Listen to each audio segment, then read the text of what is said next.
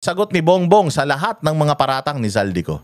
You do not want to dignify statements from former Ako Bicol Party List Representative Zaldico, but he came out with a recent video claiming that you receive over 50 billion, if I'm correct, in kickbacks. Yeah. We know that you don't want to respond to this anymore, but the public begs for your answer. How do you actually convince the public that in this battle of he said versus you said, how do you convince the public that you are the more credible side of the story, and how do you respond to his allegations? Mali yung more credible. Least. Oo. Least guilty. Kasi may most guilty at least guilty. Dapat yun ang tanong.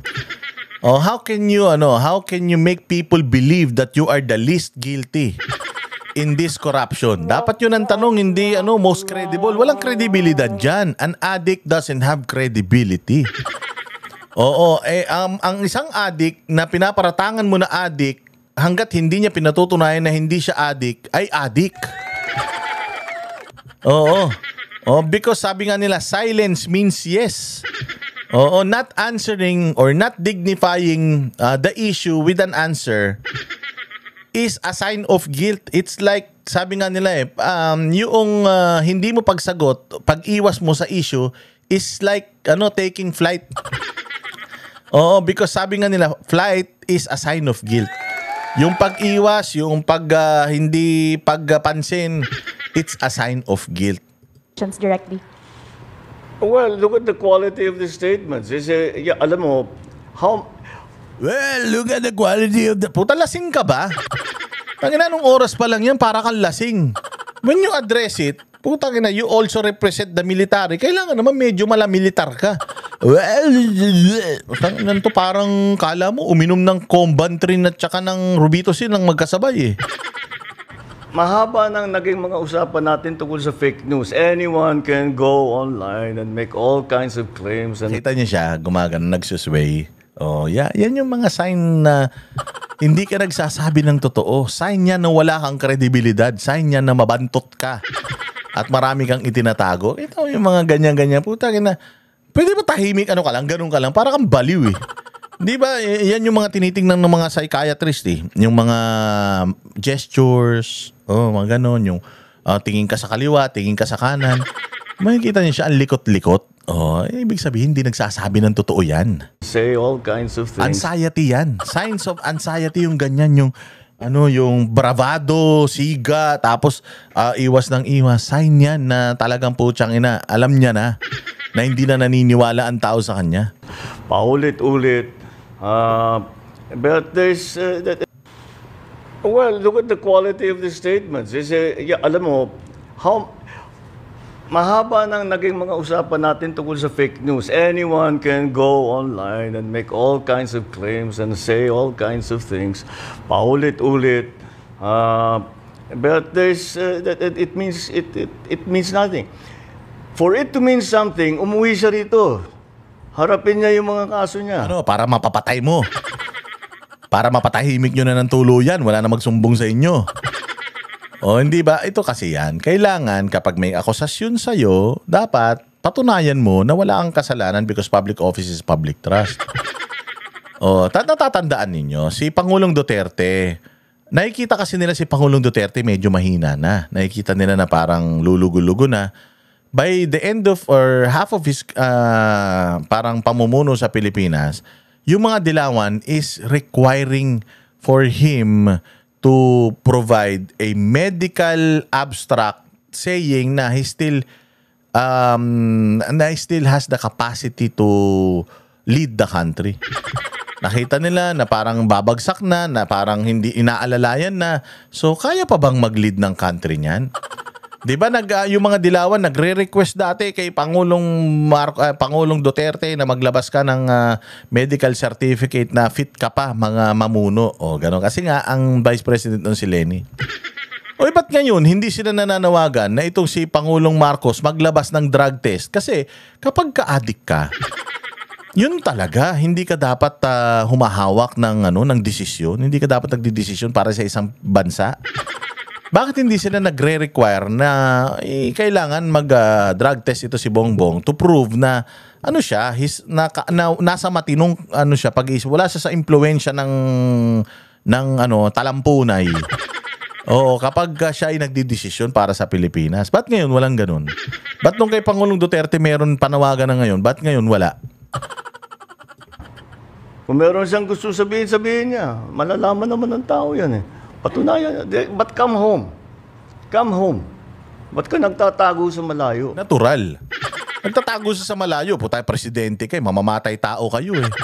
Di ba nga, pamilya nyo nga daw yung nagpapayan. Nasabi nung pamilya nyo nga nagpapatay kay Ninoy. Umuwi ng Pilipinas eh. Pag uwi ng Pilipinas, namatay sa airport. O, paano nyo sasabihin na si Zaldico safe?